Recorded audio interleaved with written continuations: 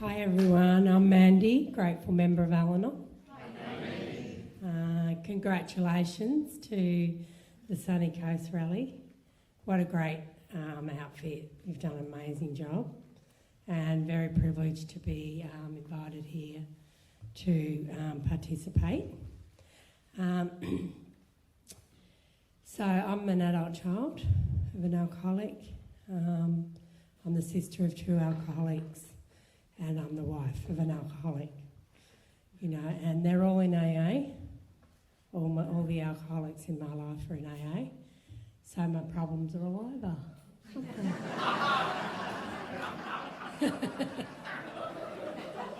So I thought, right? My problem is that I love alcoholics. So I'll start at the beginning. I'll talk a little bit about my own drinking. You know, I didn't drink as a teenager with my friends or anything like that. I was a fair prude and thought that wasn't cool. And but once I got to about 21, and I think it wasn't long after that I met Chris that I started drinking and having fun with him. And I drank to blackout, and I fell over, and I did stupid stuff, and you know, I did this while I already had a child, but I did it while we had our second child, and Chris was involved in the footy club, and we go out at the footy club and we, you know, drink to oblivion, and I'm sure he loved it when I did that, you know, because it made it really easy for him to get away with it. But one night we went to a footy do, and we were pretty plastered, and we decided we were going to go out to a nightclub afterwards, and we got to the nightclub and we were too drunk to get accepted into the nightclub, and I knew the bouncer on the door, and I thought I could sweet talk him to let us into the club, and he called me some really savoury names, and Chris didn't like it, and so he decided to punch on with him, and that guy was a champion kickboxer, and he kicked the shit out of Chris, and Chris's mate, who was like the Hulk, he kicked the shit out of him as well, and they had to get under a car to get safety, and we're coming home in the cab, and Chris's lips bleeding, and you know, that was in the days where you couldn't get 24-hour medical care, and so we were too drunk to do that anyway, and so he just went to bed with a broken lip that needed stitches, and he couldn't get them. So I woke up very remorseful and guilty and felt horrible about that behaviour, and I made a decision that day to never do that again, and I pulled it off. So when I got to doing step one, I had to look at my drinking, because I'd done stupid shit when I was drunk. But I realised, and I come to see, that I never had a phenomenon of craving. I never ever said I'm going to have a couple and went beyond it. If I was having a couple, I was having a couple. If I was getting drunk, I'd made a decision I was getting drunk. You know, I never had to think what happened, you know, what happened to me, you know. So from that day on, I never drank to oblivion, to that sort of state ever again. So, you know, my sister got sober when she was 50, and she goes, you know, I'm like you. You're an alcoholic too. Because she thought I was an alcoholic because I did stupid stuff when I got drunk. And so I was very grateful to get clear in my step one that I am not an alcoholic. because, you know, I think I'd gladly join AA. I love AA. It's a great fellowship, you know, and there's some amazing people in it. So, but for me, growing up in an alcoholic family as a child, you know, I started to build fear as a child in an alcoholic home.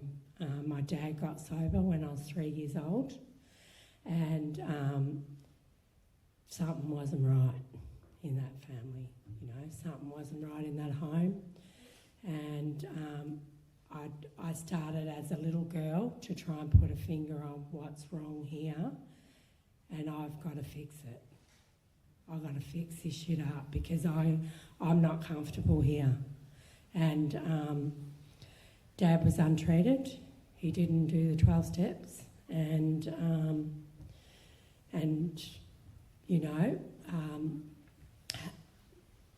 to cut him a bit of slack, he got sober in 1966, and there wasn't much talk about 12 steps. And they stayed sober on fellowship and meetings, and he's continued to do that till today. So he was a fairly angry, untreated alcoholic, and I learnt as a child to not poke the bear, you know, to really just mould myself to be a certain way so I could keep the heat off myself. So I started very young being the controller that I ended up finding out that I was at 41 years old. I didn't know that till I was 41, and I did my first round through the 12 steps. And I thought I couldn't put it down to alcoholism because there was no active drinking in our home. So I thought the problem was that they had too many kids and they couldn't afford us. You know, so I took responsibility for that as a kid. And so I tried to compensate to Mum and Dad for that, you know, and I looked at what the older kids did and I made sure I didn't do that. So I'm already fixed, manage and controlling it, probably at the age of 5, I reckon. And I continue to do that for, right into my teenage years. And, fear's already building as a teenager. I'm so uncomfortable in my own skin. I feel like I can't fit in. At school, I'm very awkward in front of boys, and I just feel like there's something really wrong here. There's something really wrong with me, and there's something really wrong with our family. And so I thought, I'll get it right, you know. I thought Mum and Dad didn't know how to fix their life up, but I knew the answer. Being egotistical and arrogant, thinking, you know, I'll get a good job and I'll earn enough money so I don't have to, you know, put up with the angst and the uncomfortability in the home. And Mum and Dad didn't make it. They were Mr. and Mrs. Al-Anon of their country town for 17 years, and they didn't make it. As soon as my little brother was old enough to go to work, my mum left my dad because she got sick and tired of his behaviour, you know, and, I had a lot of judgment about her not leaving him earlier. Why did she put us through all that? This and that. But, you know, I see that from a different point of view today. She stuck in there, you know, so we could have a united family for long enough for us all to grow up. And, so I went out into the big wide world thinking I'm going to get it right. I've got it worked out, I'll get it right. And the first thing I did was is that I got pregnant to a guy in AA, and he left me when I was 5 months pregnant. And so I don't have a very good opinion of AA members right now because my dad's an untreated one and the guy that I got pregnant to left me. So, and he never came back. So I had a baby when I was 22 years old, and that was definitely not on my agenda. You know, that caused me to feel shame and dysfunction. You know, I didn't want that for my life. And, you know, so I thought, I'm definitely not going to get I don't want an alcoholic, and I definitely don't want a sober one, because that is just not cool. And then Carly was 15 months old, and I was the barmaid. I was a barmaid in a pub because I could work when she was asleep, and my sister would have her and things like that. And then Chris rolls in to the bar, and he didn't want to leave, right? Thought, beauty, you got a barmaid for a girlfriend, right? Never have to leave. So, you know, he's a pretty heavy drinker, but he's high functioning. He holds down a job. He's not financially strapped. He goes to work every day, you know, and so eventually we started going out together, and he started to roll in every day and get smashed, and I'm thinking, I need to leave this job. So see, I'm controlling it already. I'm controlling his drinking. I leave that job. I go to a bar that's right in the city and start working there, and he comes there. So then I start thinking, I need to control this. I need to change this. And this is my disease, right? It's trying to work out how to tame the beast, you know, and I don't even realise I'm doing it at the time. It's just natural for me to do that. So I thought I'll go back to nursing. You can't come to the hospital and drink. Yeah, so I went back to nursing, and you know, he'd do stuff like get locked up for having his fly down on the tram, and you know, and I try and talk him around to how you drink manageably, right? I wanted him to drink manageably, and anyway, he asked me to marry him, and I didn't take a breath. I said yes, because I thought, if someone asked me to marry them, I'm not letting that go. I'm going to do it, you know, because I'm feeling that bad about who I am. I'm marrying anyone that wants to put a ring on my finger.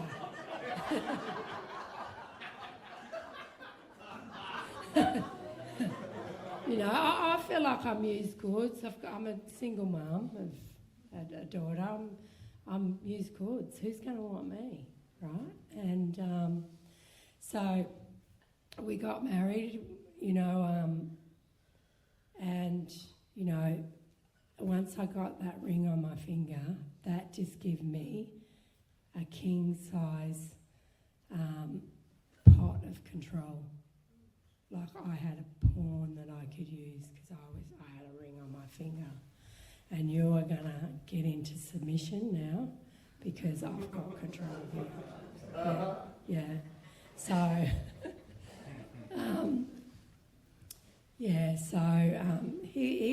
I think he was pretty good at trying to appease me for a fair bit. And then I had a baby that just gave me another king-size pot of control. You are going to do what I want.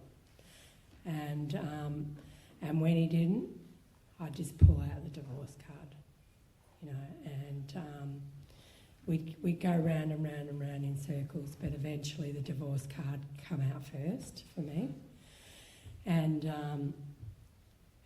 after 4 years of being together, we were 2 years married, and we had a not quite a 1-year-old little baby, and Carly was 5. I decided to leave, and he rings me up and he says, I'm going to go to AA. And I said, oh no, that's not what I want. I don't want that. And I just said, good on you, I'm out. And he said, give me another chance, you know. And I'd like to say that we were Mr. and Mrs. AA and Al-Anon for the next 15 years, but it was exactly mum and dad. We were mum and dad for the next 15 years. I can't say that Chris didn't, you know, apply a program, but I didn't, you know, and I tried to control him into being the father and the husband I wanted him to be, and I definitely did not want him in AA every second night. You know, that's not what I wanted. I wanted him to be home and being a part of our family. So I had a big role to play in him not being able to pick up the medicine he needed for his disease. But I can't stop myself, right? Because I'm powerless over that stuff. I'm powerless over trying to control the situations in my life. You know, I'm powerless over trying to get people to like me. I can't stop myself doing that.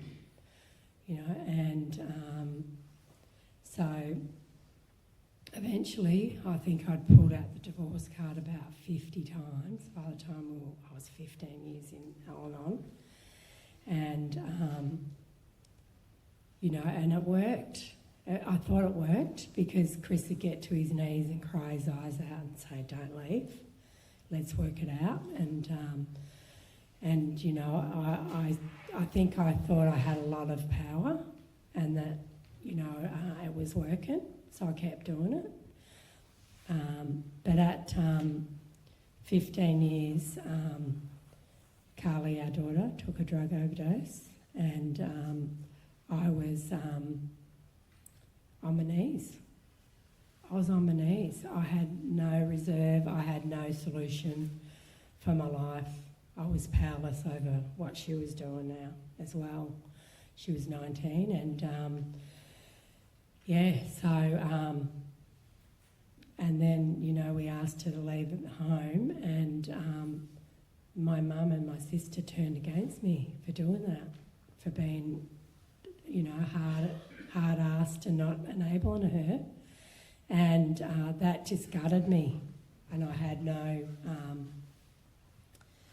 solution, you know, for how I was feeling and the resentment and anxiety that was going on in me at that time. And thankfully, I spoke to Chris's sponsor and she said, you can have an experience too, Mandy, through the steps. And then I got to see myself in step one for the first time. I didn't think there was anything wrong with me. I was convinced there was nothing wrong with me because my motives were for good. You know, I was for the good of the family and I was for the good of, you know, marriage and all my motives were good in my eyes. And I got to see that they were self-centred. All my motives were selfish and self-centred and I couldn't stop myself doing that. So when I was doing the steps, me and Chris are nearly divorced. We're sleeping in separate rooms. I'm pulling the divorce card. We're finished. And we thought, oh, well, let's try and do something and, you know, pull this marriage together. And so we started to go away for a weekend to Daylesford, which is about 2.5 hours out of Melbourne. And we were going to go for a romantic weekend to try and, you know, address our marriage issues. And we get to the roundabout, not far from home, and I asked Chris for a lend of his mobile phone. That was when I didn't even have a mobile phone. That's when they were this big, like they were little. And he just said, no, you're not having it. Or you can't use it. He probably didn't say, no, you're not having it. I heard that. That's what I heard. And so, because I heard it like that, like, screw you, I'm not talking to you. And for the whole trip, for 2.5 hours, I did not talk to him. And we get there and he goes, come on, let's just smooth it up and let's sort it out and have our weekend. And I said, no, turn around, go home. I'm not staying here. And I couldn't stop myself doing that. I really wanted to have that weekend away. I really wanted to try and work out this marriage, but I couldn't stop myself punishing him for what he did. And so I went all the way back to Melbourne, and we're in our separate rooms. We're in our separate rooms, and the lights come on for me.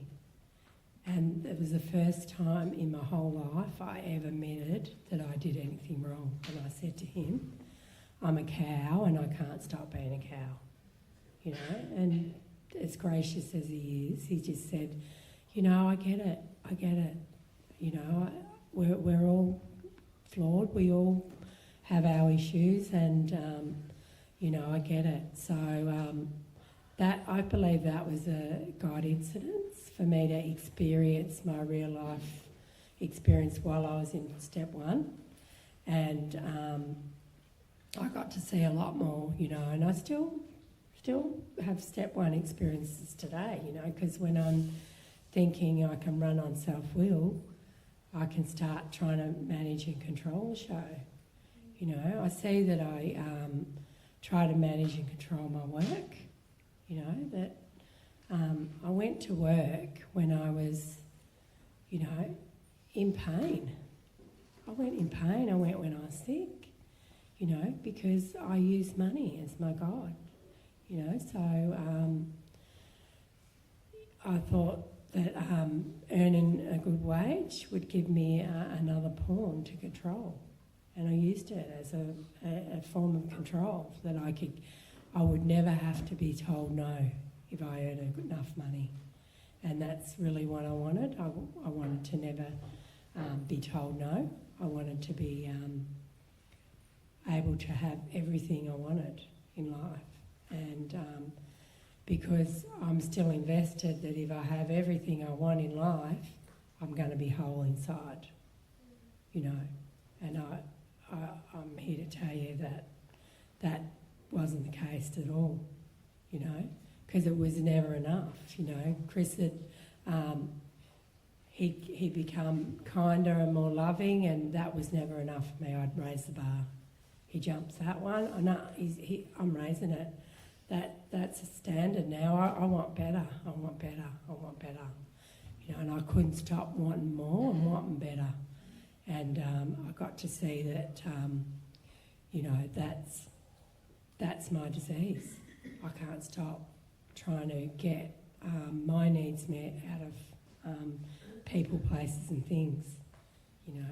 And so my life's very unmanageable. I'm definitely having trouble with personal relationships because we're divorced more times than we're together. And I started having trouble with the people at work, and my sister and my mum, I'm having trouble with them, and trouble with Dad. I'm having trouble everywhere, and you know, I'm a prey to misery and depression. I'm miserable. I'm never satisfied. I had depression in Al-Anon when I was, I think I was in Al-Anon for about 12 years, and I had a bout of depression after a late miscarriage, and it was awful, you know. And but I come to see that was all my baggage on my back that I'd never dealt with as well. It was everywhere, and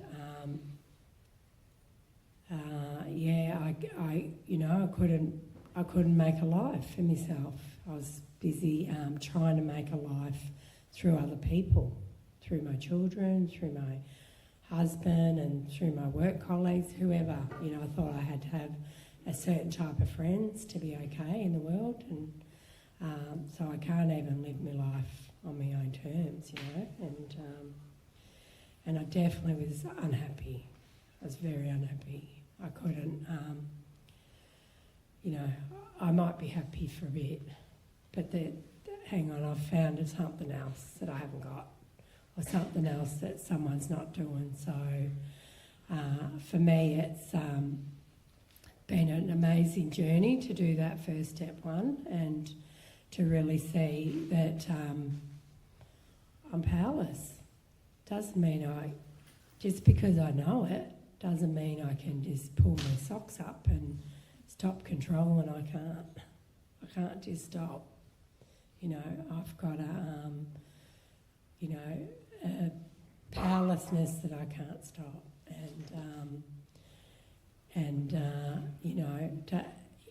because I'm pretty intellectual. I like to try and work things out up here, and I think if I can just find the answer, I can just stop doing that. I'll just stop, but I couldn't just stop. You know, and I like to say that, you know, I went on and did all the other steps, and I stopped to a good degree, but, you know, it's a continuation, you know. I have to look at step one every day at where I'm trying to play God and run the show and get my needs met, you know. And I've only left work about 2.5 years ago, and I was definitely using that to control my, you know, my environment and to get my needs met. And it's not much fun being powerless, because there's sort of no hope feeling powerless, but thankfully it's only step one. There's more steps, and I'm so grateful that I had such a profound experience when I went through it the first time, because I never want to go back there. I never want to do that again. I don't want to be running my life on my will, because it's not successful. And so I might leave it there. Thanks everyone for that.